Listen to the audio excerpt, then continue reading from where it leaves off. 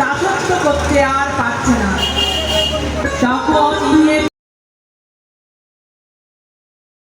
বন্ধুরা আমি এখন আছি হচ্ছে আজকে 26শে জুন 2026। তো আজকে মানে হচ্ছে দণ্ড মহোৎসবের আগের দিন রাতে। তো আমি কিন্তু এখানে একটা কাজের সূত্রে এসেছি, তারই এর মধ্যে কিন্তু আমি এই ভিডিওটা করছি। আর সাথে কালকে কিন্তু দণ্ড মহোৎসবে কিন্তু আমি আসছি, আর তার আগের যে প্রস্তুতি সেটা কিন্তু দেখাচ্ছি কতটা ভিড় হয়েছে। তো দেখো, আশা করছি এই দণ্ড মহোৎসব তোমাদের কাছে কিন্তু খুব সুন্দর একটা বার্তা দেবে। দেখো বন্ধুরা, আজকে থেকে কিন্তু কত ভক্তরা কিন্তু এখানে কিন্তু এসে গেছে, দেখেছো? মানে কালকের জন্য কিন্তু আজকের থেকে কিন্তু প্রস্তুতি।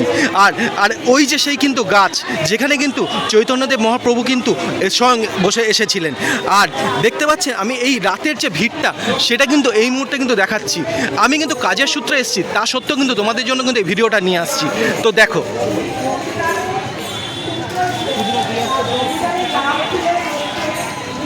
মাত্র 3 মিনিট একটা ভিডিও, সেটাই কিন্তু তোমাদের সামনে তুলে ধরছি দণ্ড মহোৎসবে ঠিক আগের দিন রাতের।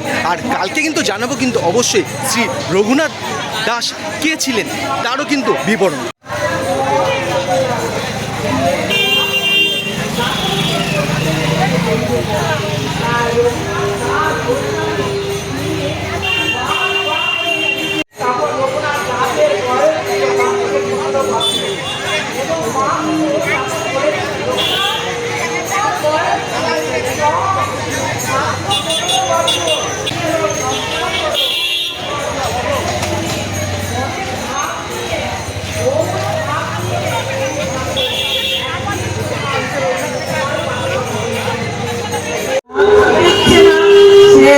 বারবার চাইছে গৃহত্যাগী হতে, কিন্তু কিছুতেই হচ্ছে না। সে আর মহাপ্রভুর দাসত্ব করতে আর পারছে না।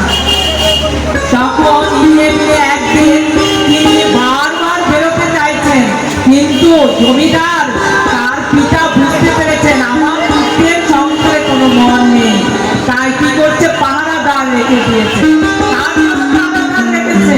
রঘুনাথ দাস প্রস্তাবের জন্য যে তুমি কোথায় যাবে দেখি, তোমার পাশে পাশে সবাই থাকবে, শুধু কোথাও বেরোতে পারবে না। কেন বেরোতে পারছে না সে? মন হরিণ পাচ্ছে না কেন?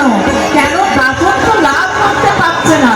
কারণ হচ্ছে আদিগুরু নিত্যানন্দ প্রভুর যে কৃপা হয়নি, তাই নিত্যানন্দ কৃপা ছাড়া গৌর হরির কৃপা পাওয়া যায় না।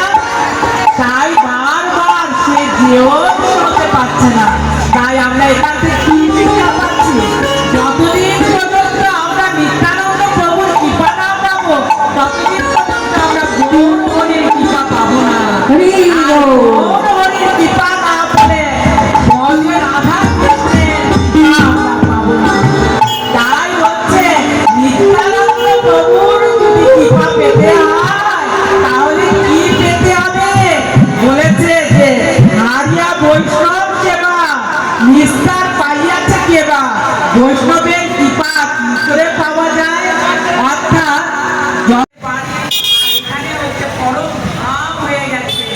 এই বাণী শুনতে শুনতে কিন্তু মন চায় না যে এখান থেকে বেরিয়ে যায়। তো মনে হয় যে ঘন্টার পর ঘন্টা এখানেই থেকে যায়, কিন্তু কালকের জন্য তো আসতে হবে। তাই কিন্তু তোমাদের জন্য অবশ্যই কালকে আসবো, আরও যে ভিড়টা কতটা হচ্ছে আর সাথে এই দণ্ড মহোৎসবে কিছু গুরুত্বপূর্ণ তথ্য নিয়ে। তো ভিডিওটা এই পর্যন্তই, আশা করছি ভিডিওটা খুব ভালো লাগলো। তো দেখা হচ্ছে কালকে।